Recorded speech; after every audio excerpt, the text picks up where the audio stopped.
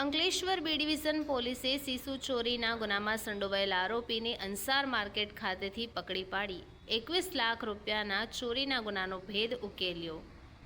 ભરૂચ એલસીબીના PSI R K. Torani સહિત staff Ankleshwar વિસ્તારમાં પેટ્રોલિંગમાં હતો.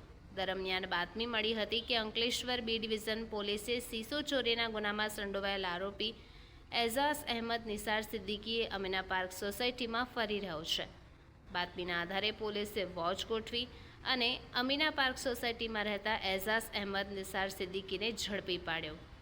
ઉલ્લેખનીય છે કે 24 ઓક્ટોબર 2024ના રોજ રાજ્ય વેરા અધિકારી સાગબારા મોબાઈલ સ્ક્વોડ દ્વારા હાઈવે પર વાહન ચકાસણી દરમિયાન એક ટ્રક જીએસટી કાયદાની કલમ 130 હેઠળ ડિટેન કરી અંકલેશ્વર તાલુકા સેવા સદનના પરિસરમાં મૂકવામાં આવી હતી, જેમાંથી 21,95,000ના શીશાની ચોરી થઈ હતી.